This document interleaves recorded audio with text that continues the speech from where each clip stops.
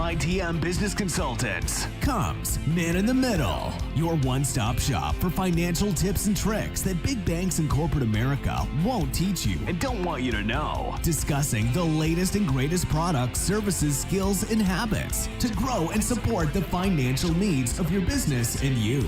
Giving you the knowledge to help make your own important choices for your business and you. Disclaimer. Man in the Middle expressly disclaims any and all liability or responsibility for any direct, indirect, incidental, special, consequential, or other damages arising out of any individual's use of, reference to, reliance on, or inability to use this podcast or the information presented in this podcast. Now, here is your Man in the Middle with 10 years of experience in the financial and banking industry, Art Abrahamian.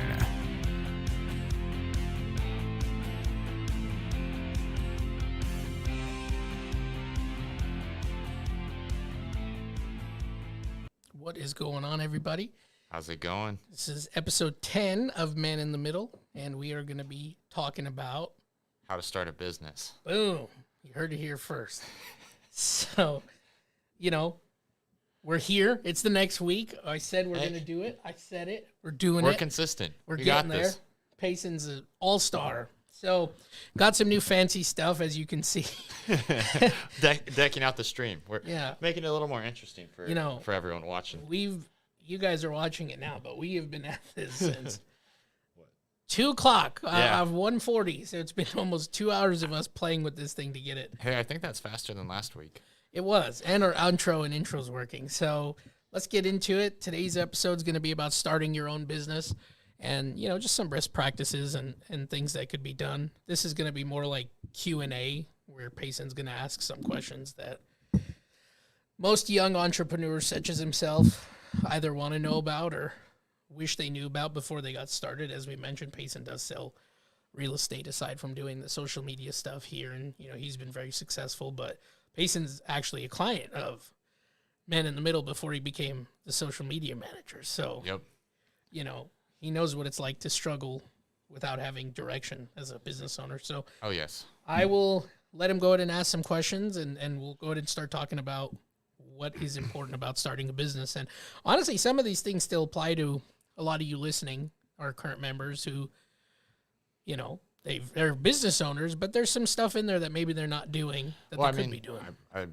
Even you could just think about what my dad, brother, and I have done with the business that we have with you, and we had no idea what we were doing beforehand, and you're still helping us through it currently right now to today. And how long have we been with you now?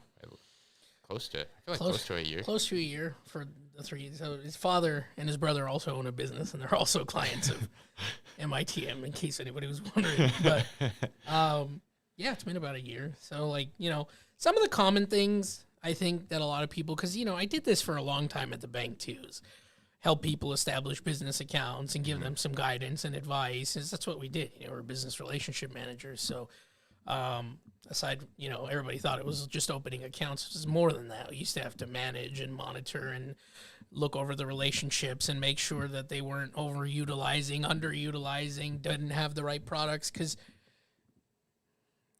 I think we can all understand that when we walk into a bank these days, the million questions, and even back in the day, the million questions, you got a credit card, you got a credit card, you got a credit card. Mm-hmm. And one of our members asked us to talk about business credit. So we'll do a little bit of that in this one nice. too, and how to utilize it properly. But I have that question myself, so that's a good question. that's good. So, one of the most common things I know for a fact was, how do they get started? Most people... It's so talked about. Like, if you go on YouTube and you just type in how to start a business, there's a gazillion videos about it, and there's tons of people watching it. If you go on TikTok or Instagram or any of them, there's so many videos on how to start a business, and obviously a ton of it, no one knows what they're actually talking about. They're just throwing up information they may have found on the internet. It's not accurate. Yeah, it's actually, we're still working on that, guys. By the way, we're still working on duetting some of these videos. That's coming up in the near future. There's a lot of bad information out there, and we don't, I don't sit here to claim to know everything, and I'm always learning something new, and I think that's part of being a good business person or a good person or any type of person who's trying to continue to educate themselves, is you always want to keep learning. But there's just wrong stuff out there. Like super wrong, like stuff that I just don't even understand where any of it's coming from at all. The first question is always, how do I get started? And I always say this because everybody who starts a business has a dream, right? I have this dream. I want to sell this, or I want to do that, or I want to, whatever it may be. But it's going to sound kind of negative, but I say this to everybody is it's easy to dream. You just have to close your eyes. And some of my clients are probably laughing right now because I say this to them all the time.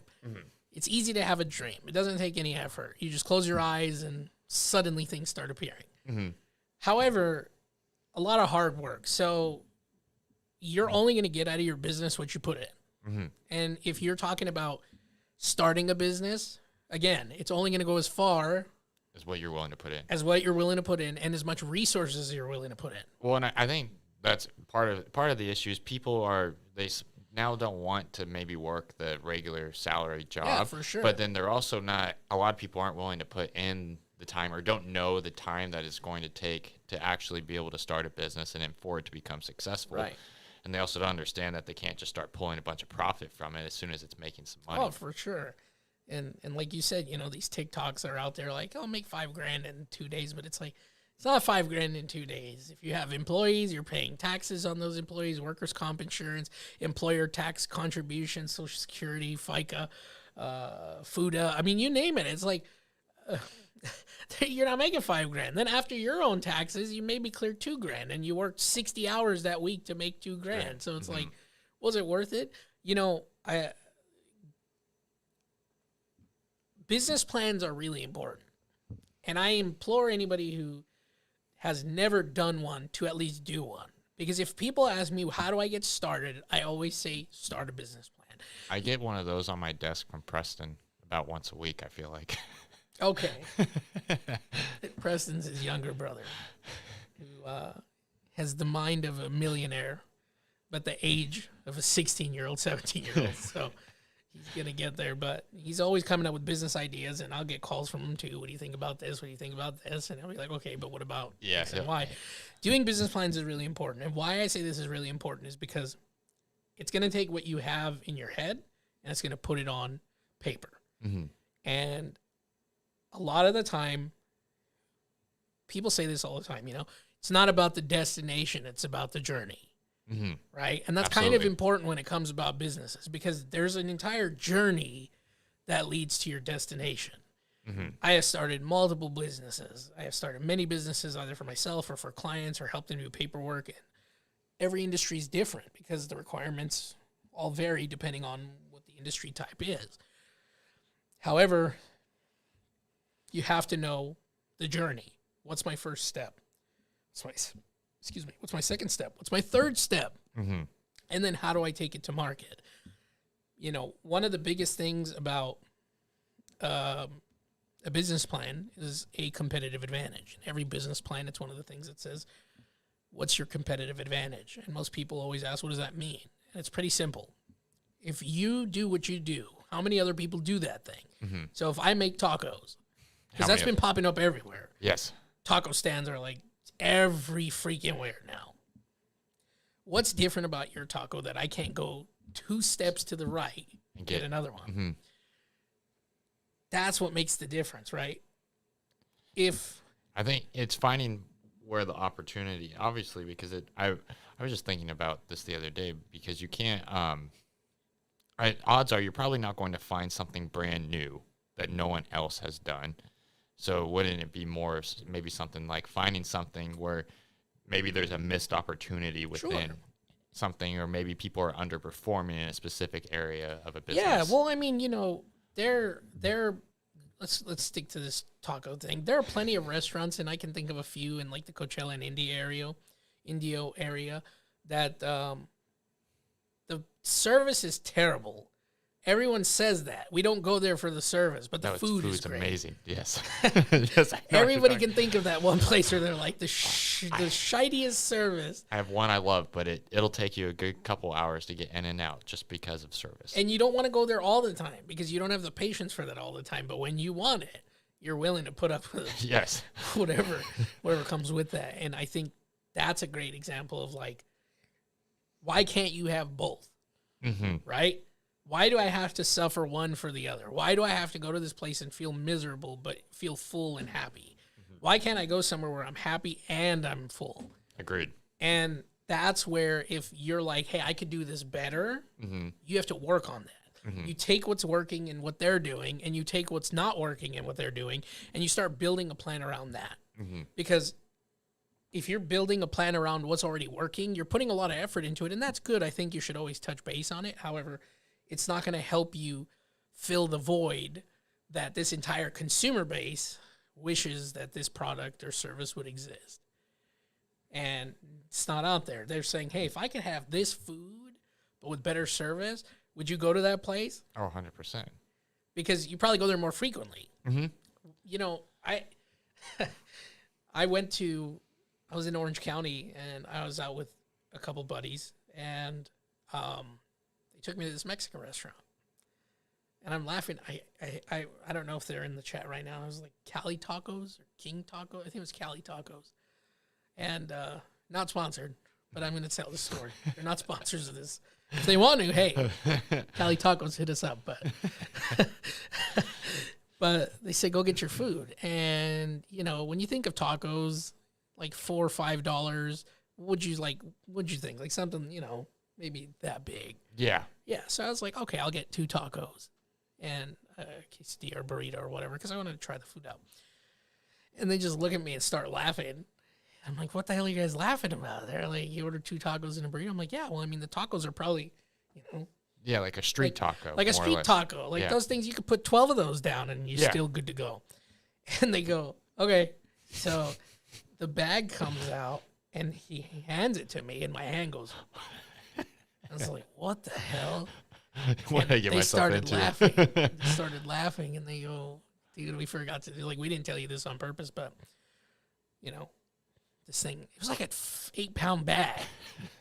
And I opened this one taco, and you know they double tortilla? Well, I'm the guy that puts half in another tortilla, and I make 2 tacos out of one. That was enough to make like 5 tacos out of this. And Oh, my goodness. I'm sitting there looking, I'm like, this is their portions? He goes, yeah. The service is like whatever. Uh-huh. You know, a bunch of young kids, they don't really care. They don't even acknowledge you when you talk to them. They just kind of pushing out the food. But I'm looking at this, and I'm like, I have never seen this much food at like this price.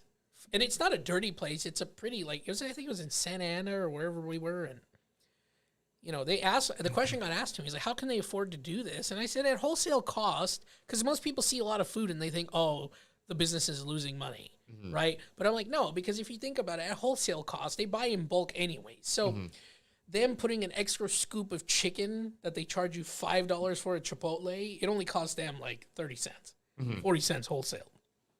So I told them, I said, their popularity, because they were like, wouldn't they be losing money at these portions? I'm like, no, not really, because we don't know the quality and we don't know the cost. So they can afford to give more because the way that they serve people is what brings in the business. So people are coming here for know to come there portions. for big portions. Yeah. For a good price. And I'm sitting here going, if I worked around the corner, why would I go to Chipotle to get a $20 burrito if I could come here and get an $8 burrito that's 3 times the size? Yeah, going to fill you up way faster. Not even way fast. I got dinner, too. I ended up eating that stuff for breakfast, lunch, and dinner. We didn't go anywhere else because that's how much food it was. Wow. But it's like, you know, whoever opened that business, they found a niche, right? A lot of food, services, whatever, because it's not really a place you sit down. It's kind of just grab your stuff, go get a drink, get out. Because it's really fast turnaround. And it's like, that's a niche market, I think, in that area, because it's a very heavily commercialized area where a lot of workers are and students are. And it's like, it's more than just what's in the business, it's what's around you, right? So where does this business fit in what's around me? If it's an industrial area, quick, cheap, filling, boom. All the construction guys are coming. All the students are coming. All the people on their lunch, 30-minute lunch. And you have to remember that, too. I mean, in Orange County, LA area, if you got a 30-minute to an hour lunch, you're not going anywhere. No. Traffic alone is going to kill you. You're going to have to walk somewhere. Yeah, exactly. You either have to walk somewhere. You have to have a delivery service, bring it. And even then, delivery services in LA, they take a pretty decent time during lunchtime traffic jams. So You know, and they're astronomically expensive. and that's part of the questions on a business plan is what location do you want to service? Because a predominantly Spanish community is probably going to benefit more for something that is more alongside the heritage and history of what they enjoy versus putting a sushi joint in a predominantly Spanish community. It's the same reason why you don't see boba shops everywhere, but you see them in communities where, whether it's like Eastern Asian influence or more chic locations where like everything around it is kind of like pastries. And you ever notice that? Like if you go to a boba shop, there's always like a sweets pastry shop pretty next to it. That's I could think of one in Riverside that I've been around, and then there's one in La Quinta out here, and it's the same thing. There's like a pastry shop around it. Right. There's a couple things like that. and they usually pair well. That's part of what they like to do is like certain items have pairings where it's like if I was going to open an ice cream joint, I would open an ice cream spot next to a restaurant. So you could go start at the restaurant and finish with the ice Right. cream.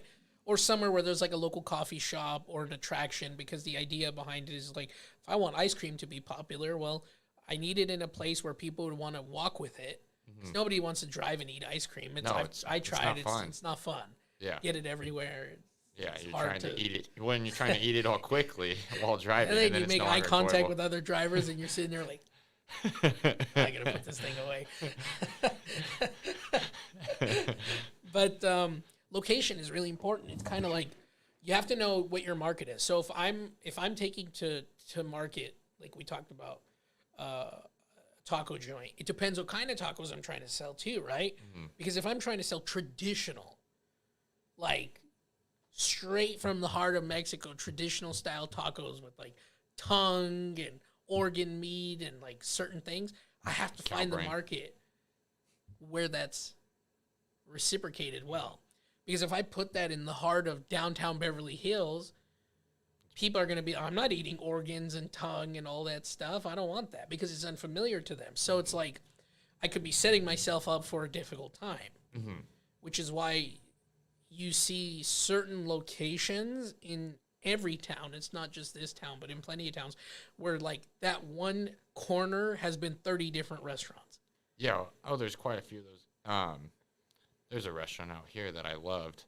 They had another one in Cathedral City, and they put one out here in Palm Desert on 111, and it's in a location where I've watched 5 or 6 different restaurants come in and out, and they're already out, and Yeah. another one's already in. And people are like, oh, it's the location. It's not the location.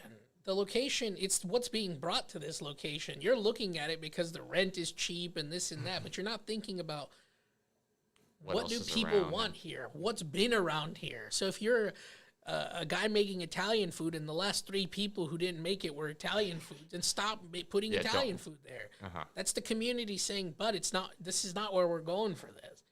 Maybe at a different location, or you're going to have to change up your business model, but it's really about strategically placing your product, like product placement and the type of way that you want to deliver it to clients. Like if you're a storefront, the game's different. Product placement's important. When people walk in, they want to know, you want to put your nicer things kind of towards the back, the more affordable stuff right when you walk in, so people's attention. Because if I walk in and I start seeing $10,000 price tags, I'm like, I'm good. Yeah. This is the type of store I'm good. And I may look through it, but I don't have any intention of spending $10,000 Yeah. on a shirt or even a bag. Like this is what it is. Doing those business plans, all those questions are in there. I think they're super beneficial to do. It helps you kind of get what you're thinking. But when you're thinking, you have to think around the topic. What's been there in the past? Why is my product different? What can I do better than everybody else? What is my selling point? Like, why would I tell people come here versus go there? You have to have something. There has to be some sort of pitch to it. So that's my take on that initial how do I get started phases. I definitely think. And so finding, say like a template for a business plan, would you recommend just Googling like business plan template, or would you go and talk to maybe a business consultant in your area and ask them for some type of template? Is there a bad version, I guess you could say, of So like making a template? we have templates for members, and if members want to do one, we send one out. And you know, if you're looking for somebody to review it and you want to ask questions, then you know, like something like our membership is perfect for you, right? So if you were to go to anybody who's interested in doing so, if you go to mitm.services, you sign up for a membership, you're going to get contacted, and they're going to ask you, you know, when's your first meeting? We do that either over the phone or in person. And if you're not in the area, that's okay. We do it via Zoom. That's where we would hand, you know, after having the initial conversation where we talk to the client about everything, like, what do you want to do? How do you want to do it? And mind you guys, the membership's only $100 a month. So for $100 a month, you're having professionals overlooking and helping you with stuff that is potentially going to get you to retire early. So it's definitely worth its cost. But if you can't afford that, that's okay too. You know, I will say that there are plenty of Online business templates. plans out there. The templates are out there. You don't need anything too intricate, and you know, try to start simple. I think the SBA might even have some, the Small Business Administration, if you go on their website, and there's some resources. And you know what we'll do is I'll link in the description where to get like a basic business plan that I think would really help out. That way, if somebody's interested in just giving it a try, go for it. And members, if you're listening and you want one, please reach out to us directly, and we'll give you the one that we hand out to clients. It's a little bit more catered to, not just as generic. It's a little bit more specific.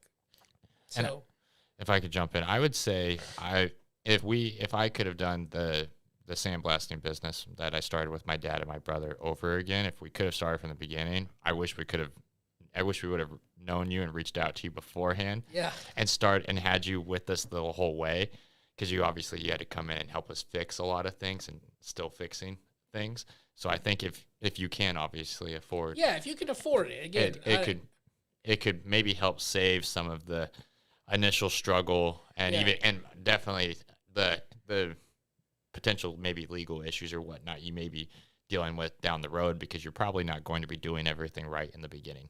Yeah, you know, I can think of one client, and he's the one that wants to talk about the business credit, and he owns a really fast-growing pool company, and he's just an awesome guy. And you know, I know he's going to be listening to this, so that's why I'm laughing, because I'll get a text from him. Is he a pool contractor? Yeah, he You got should his give me his contract. contact information. I'll take care of him. I'll send him over, because I know you have a client that's looking to. That was the call right before this happened. And, I think I want to build a pool. He paid $3,000 to just have his corporation filed. Wow. And just so people know, we charge between $800 and $1,000 to file the corporation, but we do everything. We do the corporate binder, we do the EIN, we do the SS4 if you want to be an S corp, and we kind of consult you along the way. And he spent $3,000. I get a call, finds me on Google. I get a call, and he's like, "I'm looking for somebody to help me." And he comes to my office, and he tells me $3,000 he spent, and it's not even done. It's still not done. Oh my. None of it was done right. And he goes, "Can you help me?" So I help him do all the forms, and he goes, "How much do I owe you, man? I don't care what it is. You want like $500, $600?" I was like, "I can't charge you." He goes, "What do you mean?" I said, I physically and morally cannot charge you right now, because I know you've spent $3,000 on this. I don't want to take another cent that has anything to do with this. I said, "Look, if everything goes through and you're happy with it, you want to hire us for more stuff, I'll take your money then, but not this." Yeah. So I Poor helped him guy. with it for free. Did nothing. I sat with him. We were here for about an hour and 2 hours. Did everything for free. Then I helped him because he couldn't get his contractor's license test because everything was messed up. So then I took over that too, and I started helping with the contract. Still not charging him a dime for that stuff. I was like, I'm just gonna help you because I really feel bad that you're this much into it. So we fix everything, and I hope he leaves a comment on this YouTube video so he can be like, "That was me. They really did do that." And Kevin, you gotta if you when you're listening, I need you to put that comment down. And be like, "It was me." But we get his contractor stuff situated. I'm now dealing with the contracting board in town to get his test. Passes his test. Super proud of him. Super proud of him. I knew he would. He studied his butt off, and he really worked hard. And then the success just started rolling in, because all it took was us to correct what was wrong so that he can start going on the right path. Start focusing on the right stuff instead and, of the wrong you stuff. know, we're talking about a guy here who went from a couple $100 a month to tens of thousands of dollars a month just That's because incredible. he went from and he wanted things to be done right. It's not his fault. Yeah. You're just going shopping around. People are promising all these things, and it's unfortunate because every industry is like this. People promise you all kinds of stuff, and they don't deliver. And when I created this business, it was like, I don't want to be that person. You know, we do everything out of respect and transparency, and, you know, we value and cherish our clients and the people that we work with, and we try to make our work show with that. But it's just making that slight change can just turn something upside down and get it working the way it needs to. But I think another thing people like to wonder is, like, where do they go first? Like, For business credit? no, not even business credit. Like, you have to file your business too. You know, I mean, that's the thing. Like, people are always like, oh, I want to open a corporation. I'm like, why do you want to open a corporation? Well, because I think I need it. I watched this YouTube video, and it's like, look, corporations are great because they allow you to do certain things that sole proprietorships wouldn't. However, we're talking about literally just starting a business. In the state of California, on top of getting your stuff done, you're going to have to pay the state $800 a year just to keep that corporation. And if this thing's not even off the ground, because it takes a while to get something really to up get and something running. right, because it's like, look, if you're gonna do this thing on the side, and you're like, you know, an Etsy type of person who creates things, and you have a small market for it, I just stick with your sole proprietor. That's my opinion on it, because there's no complexity there. You're buying some stuff, you're making stuff, you're selling it. Great, done. Taxes keep it simple. But now if it's like you're dealing in heavy machinery, or you need a car, or you need bigger equipment, it's like, okay, now we're Maybe more liability. right. Now some we're aspect. kind of like taking this to the next level. But it's like, if you're only making 10 grand a year off of it, and you're gonna give $800 a year to It's keep not it, worth it. it just doesn't make sense. Again, you're gonna get what you put into it. That's just what it is. If you don't work on it and you don't spend time, I mean, even to this day, there are days where I'm up at 7, in bed by 2. You know, up 7 a.m., bed by 2 a.m., and I've been working. Some of our clients will even say they get emails from me at like 12 o'clock at night. Me scrubbing through, like, oh yeah, sorry, blah blah blah. Here's the answer to this. Here's that. Or, you're still working? I'm like, I'm always working. Yeah. That's, you know, if you're not ready for that commitment, What's being a business owner? that's just what it is. It doesn't really turn off. No, it doesn't. And, you know, my wife doesn't appreciate it sometimes. Like, can we just have dinner? And I'm like, I'm sorry. Okay. And I put it away. And I try to do better with that. But there's a lot to it, too, where it's like, you have to understand that the time you put in has to be meaningful, too. If you're just hammering on one point and that's it, it's not going to help you out. Like, you have to understand how you're going to market this thing, and what's your strategy for getting it out there, and what's your product, and how are you going to make this product, and then cost effectiveness too. If you're using the top end material but you're not charging the appropriate what's prices, your margin? Yeah, your margins are nothing. You're practically working for free, and that's another thing, is I don't encourage people working for free. Yeah. Like, as beautiful as Because you'll the get idea, burnt out, and yeah, then exactly. you're not going to continue. You know, the idea of being a successful business owner is that you're going to be able to retire from it, not work it till you're dead, and then in hopes of selling it. Because reality sets in that a lot of times when we work with a broker here in town to buy and sell businesses, and their name's Transworld Business Advisors, and they're a great company. We love working with Rick and Julie, the owners, and anybody who's interested in buying and selling it that talked to us, they probably met with them because they're our exclusive partner. However, I can tell you one thing: whatever most people think their business is worth, it's not. It's just not. You know, we're talking 2 to 3 times net is what you'll get for your business. 3 times is like if it's turnkey.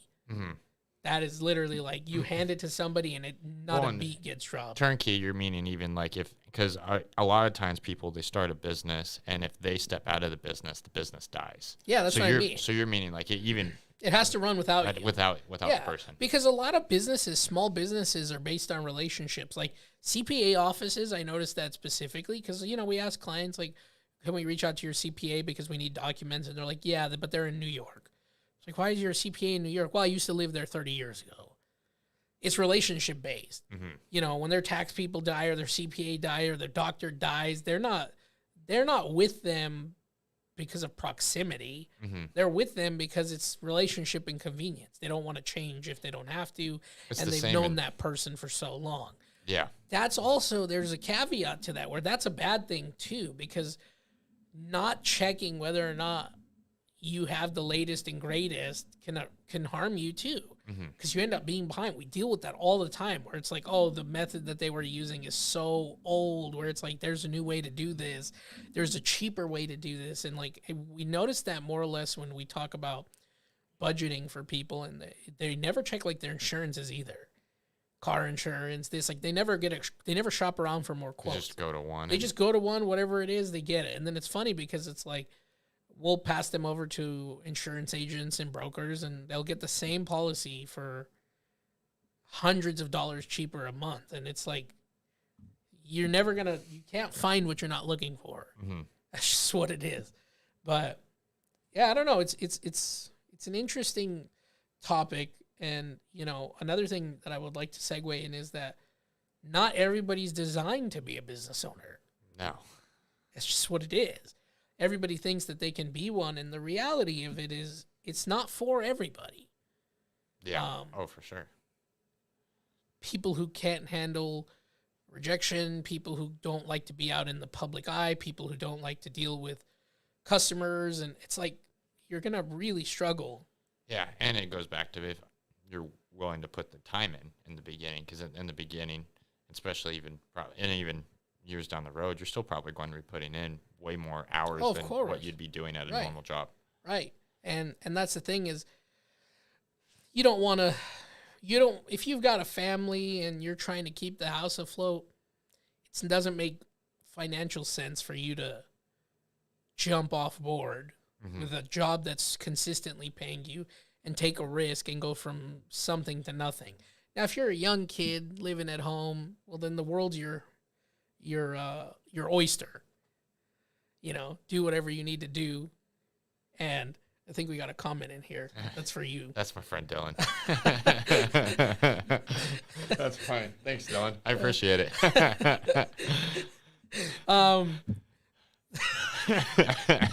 I just see something that says, "Damn, Payson, looking buff." Thank you, Dylan. I appreciate it. That is hilarious. But it's not for everybody. And going back to what I was saying is that you got a family that you have to take care of. We don't want you to sit there and quit your job, because now you're putting your family's livelihood at risk too. So, getting there, even if it's slower, that's okay. People tend to want instant gratification, right? We're in an era where what we want is at our fingertips. Well, that's like the best. Say your best performing video on social media right now is like 3 to 5 seconds. Right. The short form people's content. Attention span is 3 to 5 seconds right now. That's literally like a goldfish. It's worse than I think that goldfish.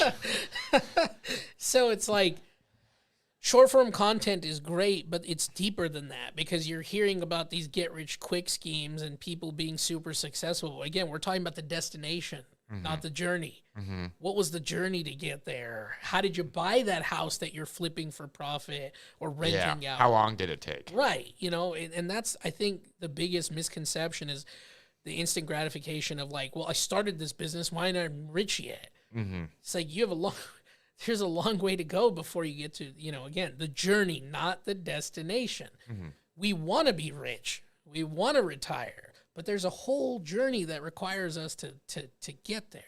And today's day and age of like going online, ordering something, and it's there next day. I love Amazon. I can't wait for the day that I order it and 2 minutes later it's right there. I look forward to that. A drone, drop it. I don't care. I'm all for that technology because it makes my life easier. However, I think it's understanding that although it makes your life easier, that's not how everything in life works. That's a convenience service.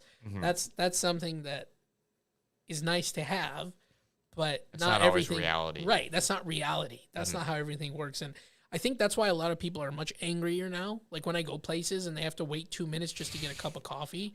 I dealt with that yesterday. I was on the way out to Parker. There's a lady, and she was like screaming at the baristas over her drink. Yeah. And everyone was waiting, just like her. I don't think she ordered before a few other people that were waiting, but she's screaming at them, like demanding, and she ended up demanding a refund, and she just stormed out. And those are the type of people you're like, here's your refund, please just go. Mm-hmm. It's not even worth the headache. But it's like the idea that when we pick up our phones and we need the answer to something and instantly it's there, and that's great, but it doesn't work like that when you try to start a business. By the time you're done getting your fictitious filing license, once you're ready to finally go and you want to operate in the city or the county in which you do things, if you're working out of your home, great. If you want to get a little space, sure. But again, that also takes capital. Mm-hmm. And throwing yourself into a bunch of debt on a whim to make a lot of money quick, it's not impossible. I've seen it happen, but I can tell you I've seen it happen on small margins. Mm-hmm. Meaning, out of 1,000 people, maybe 5 did it well Mm-hmm. because they're just at the right place, the right time. And that happens. Mm-hmm. I acknowledge that sometimes that genuinely just does happen. However, I've seen it hurt more people than it has helped. I think build a plan, find out what it's going to cost you, weigh your options, make smart decisions. Don't just commit to something crazy Mm-hmm. until you have something to support it. You shouldn't be throwing yourself into debt before you even start. Mm-hmm. It's one thing to invest, right? We call it investing into your business by buying equipment and like this stuff, this podcast stuff. I spent thousands of dollars on it. Mm-hmm. I originally went there for a couple $100 worth of equipment, and the dude, and I talked about this in one of our podcasts, the guy was like, hey, this is going to future-proof you. And yeah, you're going to spend 4 times what you came in here to spend, but it's going to last. Mm-hmm. As technology goes and you start bringing on more people and so on and so forth. And I'm glad I did that because it gives me peace of mind. I know I don't have to worry about it in the future. That's different. But if I'm just frivolously, this shelf looks better than the other shelf, but it's $10,000 more, I'm not buying that shelf. Yeah, you don't need to now. It doesn't make sense for me to do that right now. So understanding that you need to be able to budget accordingly.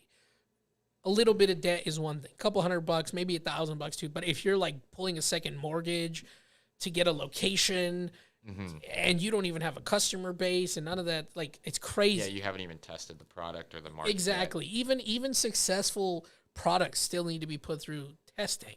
Mm-hmm. Take it to a small, street fair. Try it there. It's cheaper for you. It's cheaper for you to start small scale than go big scale. You don't have to be the large scale business right away. A lot of the best businesses started. If we're going to talk about Amazon, the guy used to sell books. Yeah. It was a bookstore, an online bookstore. Mm-hmm. Then it turned into what it is. So he didn't just wake up one morning. Now they're hosting Thursday Night Football. There you go. Now they're a hosting website, and they bought that pharmacy, so they're in the pharmaceuticals too. And it's like, he didn't start that way, guys. Yeah. One really small specific Right. niche. He had one small niche, and where was he doing it out of? His garage. Mm-hmm. He wasn't, you see all these billionaires, they ask, how'd you get started? And they say, I started out of my garage. How much did it cost you? $5,000, $10,000. You take it slowly, build steps. There's life cycles to businesses, and you have to just slowly work towards the next one. And when you feel like you've outgrown it, you'll know. Mm-hmm. You're going to know you've outgrown your location because the line out the door is impossible to keep up with. That means this place is too small. Mm-hmm. Now, I'm not talking on a Friday night or a Saturday night because that's a weekend. I'm talking Monday through Thursday, this place is packed. This is too small. I need more location. Yep. I need a bigger location. I need more seating. I need more products. It's one of those things where it's like, when you know, you know. Mm-hmm. So that's my take on that one. I don't know if there's any other questions that came through or... No. Oh, here we go. Any small cap companies on your radar? I don't know if you're taking questions right now. Are you talking about investing into them? I think so. Are you talking to me, Dylan? Are you talking to Art? Or are you just talking to both of us?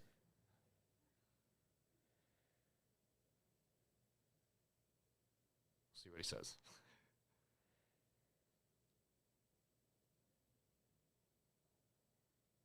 I don't know if there's a stream delay.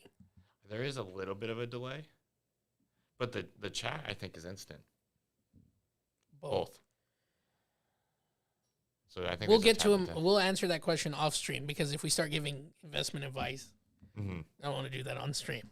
We'll get back to you on that one, Dylan. As soon as we close out this one, we'll bring up some small cap companies on my radar and his radar, but I don't want to give out investment advice on on a stream. Then I'm gonna end up like those FTX guys. Somebody's gonna crash it, then they're gonna come back and be like, "I watched that Man in Middle podcast." I'm good on that one. We'll get back to you on that question, I promise. Do you have any questions about anything that we're talking about, or you really just want to know about the small cap companies? Give him a second here. Yeah, I think there's a slight buffer.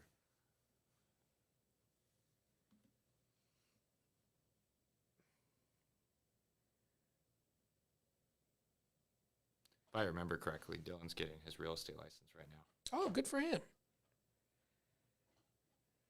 Well, I wish you nothing but success when you do obtain your license.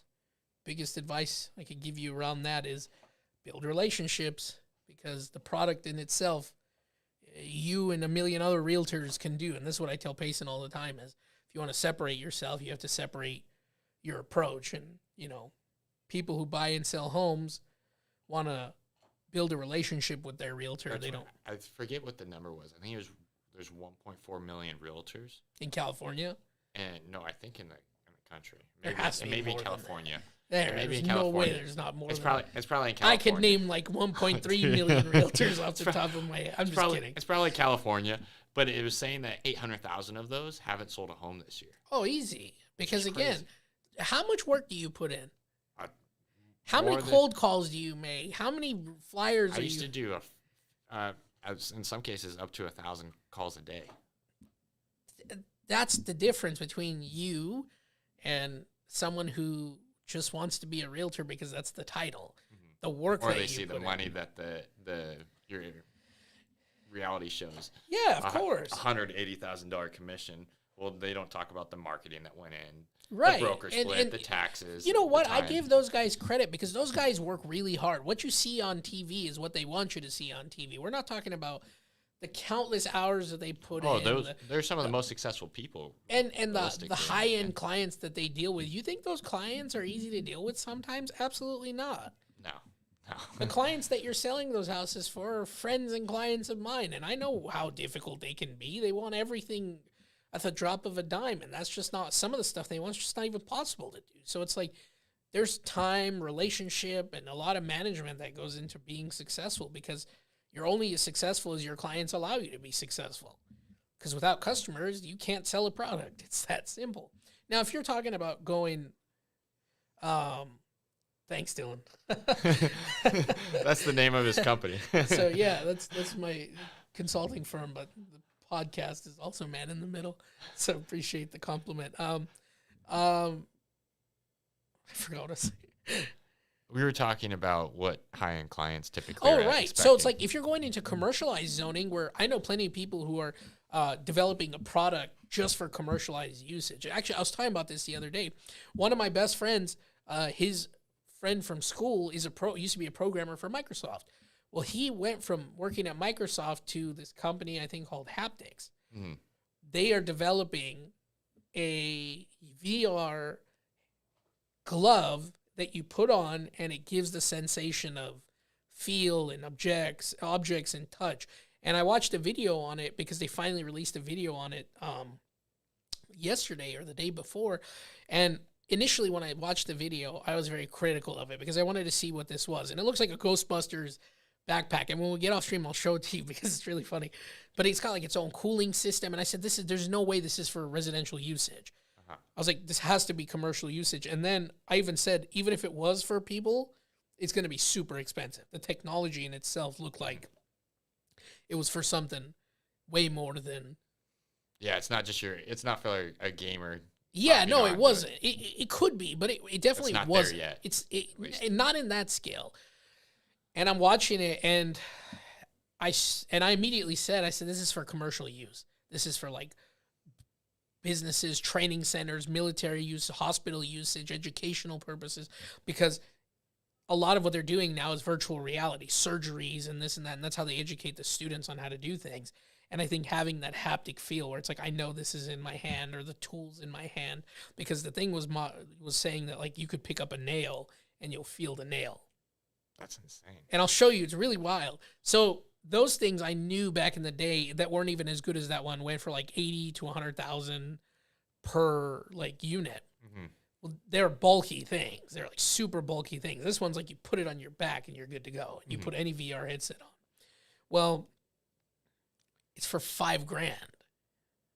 You could get it for 5,000 or 4,500 if you pre-order, and then 6,000 if you get it at launch. But later in the video, they talk about being for commercial usage. They say it's beyond the video game, and they're showing like astronauts and surgeons and military personnel and like mechanics and engineers using it, because it's like, there we go.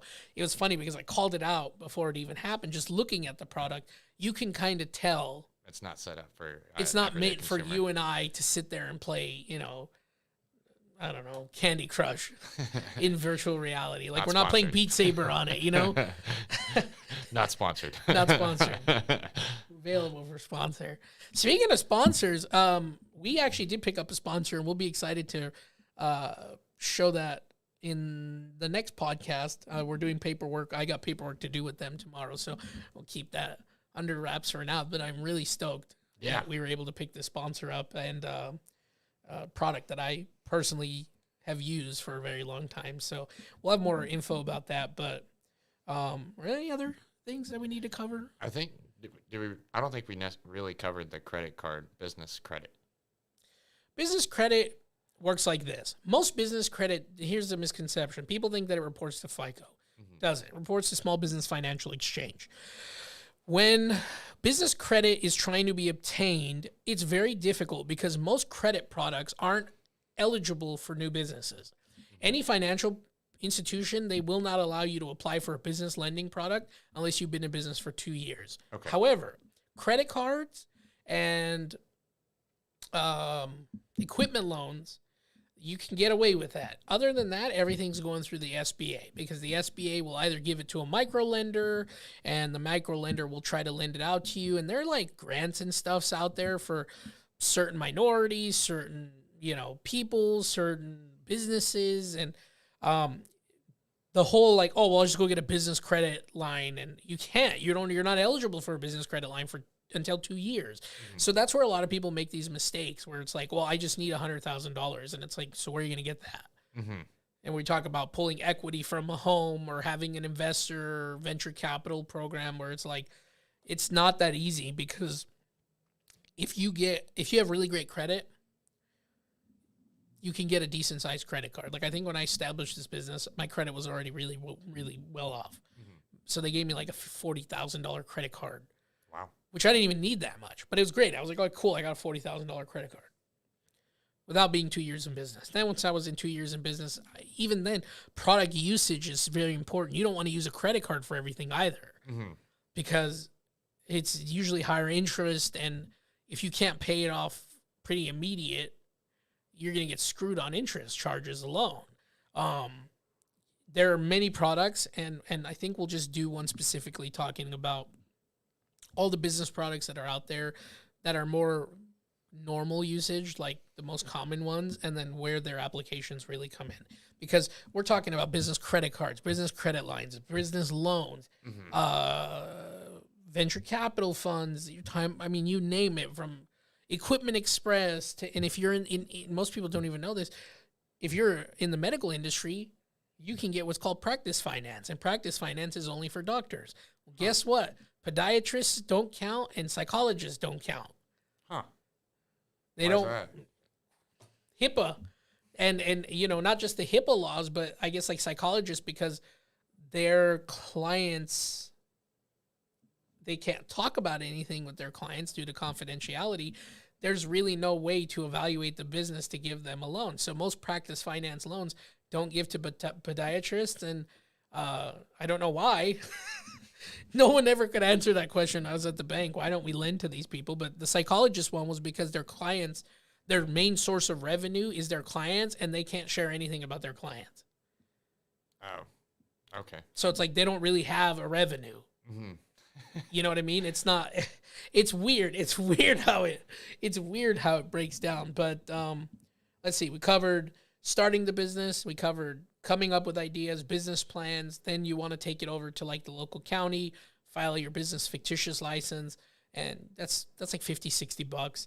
Taking it from the fictitious filing, start testing your products. Another thing, guys, if you're telling your friends I came up with this new business, the first thing they're going to tell you is, well, give me some and I'll market it and test it for you. Listen, and if you're that friend, stop being that guy. Because if you really want to be a friend, buy their product, invest in their company, help them become... Yeah, don't ask for a discount. Right, don't ask for free, because it's so ironic, and this really annoys me, that you'll ask your best friend for free stuff, but you'll walk down the street and spend money at somebody else's business. But you don't know the person. And you don't even know the person, and you won't wince twice about it. But when your buddy's trying to do something and you're like, well, just give me the stuff, dude. I'll market it for you and I'll put it all over. Buy it from me. If you really value my business and you want it to strive, then buy it. Don't just ask for it. And if you're that friend, guys, and you never thought about that, stop asking for free stuff. If you really care about your friend and you want him to succeed, buy his stuff. I'd rather put money in your pocket than someone I don't know. So why is it that when it's your pocket, I ask for it for free? If you opened up a coffee shop and I go, let me come drink coffee for free, I'm going to go pay Starbucks $7 a drink. I don't sound like a friend.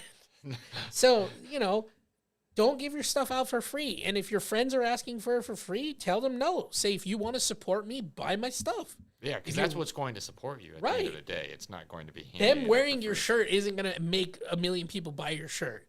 No. Now, I think there's like this bad blood with like influencers using their status to get free stuff. Because I've heard horror stories about that too, where it's like, hey, let us eat there for free and we'll write a good review. And then when they don't let them eat there, their ego gets involved and they're like, bad place, never go there. And it's like, that's not right either. I think, certain marketing materials, there's difference. If your friends got 100,000, followers and you want to give him some stuff for free so that he can show it to the followers, okay. But if you guys grew up together and the two of you are at the same social and economical level and you don't have any other than just being friends, you have nothing to offer him, support his business, man. Go buy from him. $10-$20, you're going to buy it from someone else. Buy it from your best friend. You know what I mean? For sure. So that's another thing. Don't give your stuff out for free because there's a market for people who want your things. You just got to find it. Being out there in the public, shaking hands with people, introducing yourself, dropping business cards, getting to know the community. Put yourself in the community, because if you're trying to sell a service or business in a community, you have to be a part of that community. Don't go into debt. We're just going off the key point. Don't throw yourself into so much debt that if this thing doesn't work out, you're screwed. You're screwed. You don't want to lose everything for nothing, literally nothing. Another thing to really think about is what's going on, Hamlet? Thank you, buddy. Another thing to really think about is if it's not for you, that's okay.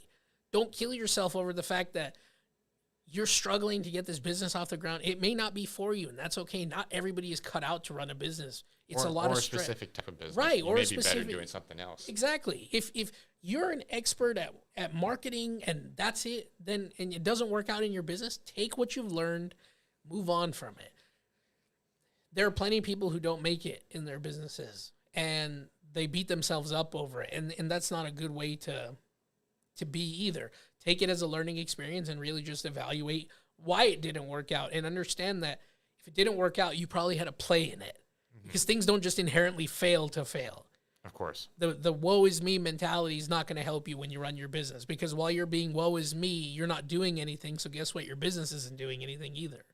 It's really understanding where are my weak points and how can I make them better? And sometimes it's hard to look in the mirror and say, I'm the weak point in my own business. So how do I change that? And if you feel like you can't change that, it's time to step away. It's not for you. And that's okay. I tell plenty of people, I don't think this is cut out. I don't think you're cut out for this. And they feel better about it because they gave it a try. It's no longer a what if. And they understand that this is the last time they'll ever do it again. But they got it out of their system and they're like, it was fun, but I'm good. Yeah. So aside from that, and if you have local resources, use them. If there's business centers that you can access, that if you don't have the money to have something more private, access them. If you're on YouTube, be careful what you're watching on like social media and stuff, because a lot of it can be we were just talking about wishy-washy. potential lawsuits that are coming. Yeah, for some exactly. people. You want to be careful when you're doing stuff. Like if you start selling pills and you're guaranteeing more hair growth, like if you promise weight loss or hair growth or this and that, and it's like you find yourself in a really chummy waters at that point because you can get sued pretty darn quick. But again, you know, for that kind of stuff, like we're not attorneys. We don't give legal advice. However, you want to answer this question? How's your sandblasting business progressing? Not good, Dylan. Someone committed arson. It was would the correct word be a transient? Is that the correct word? Yeah, to use? homeless transient. A homeless person. Set your business on set fire. our whole business on fire. And we're currently dealing with insurance. So the best crooks in the business, insurance companies. Yes. And that's not going too fun right now. It was doing amazing before that, though. Yeah, no. It was doing great all the way up until that point. So we'll see how it Still goes. getting calls left and right. Oh, we're still getting called daily. That's good. I really hope this insurance thing kind of speeds the process. You guys can get back to that. But yeah, man, you know, legal advice too. That's the thing. It's all good, Dylan. We're not lawyers, but we work with a lot of attorneys and lawyers, and we help you take what you need to know and put that into, you know, practice. But insurance, baby. If only they were easy to work with. If only they were easy to work with, that's for sure. But I think that covers it. I want to thank everybody for tuning in, and this was really fun. This is the first time we've had active viewers, and yeah, this we is hope awesome. This grows, and thank you everybody for tuning in. I think even once this grows more, we should even sometimes just do one where we're just going back and forth with viewers. Maybe we bring some viewers on. Sure, we can do live sessions. That'd be cool. Thank you everybody again. If you're interested in knowing more, we'll have our socials up in a second here, and then feel free to reach us out at mitm.services. Yes, he does do. He has a real estate company, or he works for a real estate company. His family and him, they own a sandblasting and not powder coating yet. The plan was to get them powder coating stuff. Yeah, that was one of the next things. And we hope to see you guys next time. Yeah, we'll be on next week, so make sure you come back. And that one we're going to cover business credit, I guess. Yeah, we probably should. Okay, we'll do business credit next week. And then next week, hopefully our sponsor will be up and running. Tomorrow I have meetings with them so we can get all of our stuff, but be on the lookout for that. But with that being said, have a great rest of your day. Social Securities, I don't know. We're not even going to get into that. See you guys.